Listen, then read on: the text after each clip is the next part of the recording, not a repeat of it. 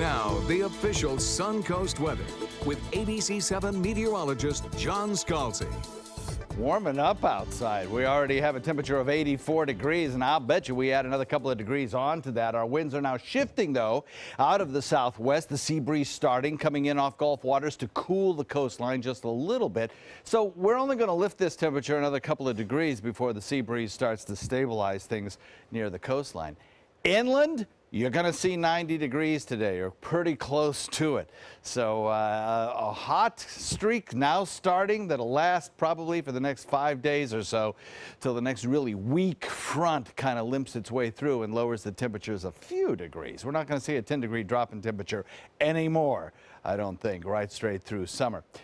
84 degrees Wauchula, Myakka, 85 in Arcadia, 84 in Northport. We've got 84 degrees in Punta Gorda, 79 in Inglewood, a little cooler there with 81 in Venice.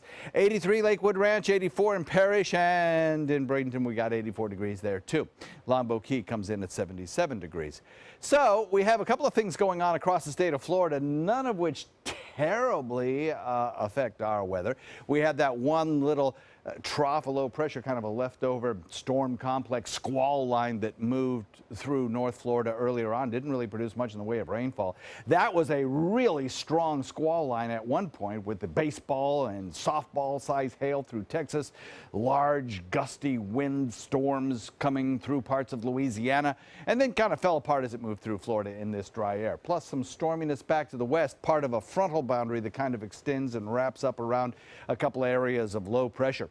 But for us, we have this dry air indicated on the water vapor imagery as this tan colorized area, and that is moving right across us. So showers that try to form, going to have a tough time with all that dry air aloft.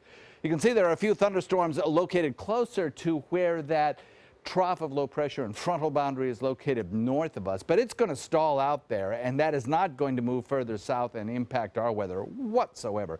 May kick up our wind speeds just a little bit as we head into the next 24 hours, but it's really no big deal. It's part of a frontal boundary, as I mentioned, that kind of wraps up along the eastern seaboard and then back toward the west in the northern tier states where there are rain showers in progress. Potential exists along the mid-Atlantic for some stronger storms today, perhaps even severe storms today, especially in the Carolinas, but particularly in North Carolina. Raleigh-Durham Airport stretching back through Charlotte has a potential of seeing airport delays because of storminess.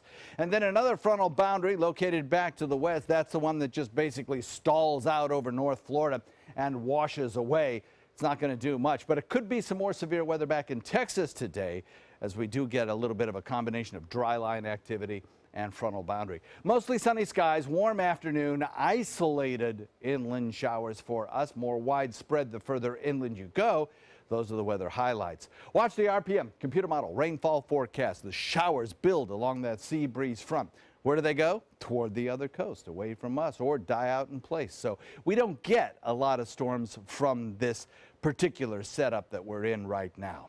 Dry weather continues. A southeast wind switches southwest through the evening hours and then switches back to the southeast overnight. 2-foot seas, a light chop. And the official Suncoast forecast calls for nice couple of days, but warm. As we head into the weekend, we will be pretty close to the 90-degree mark, Scott.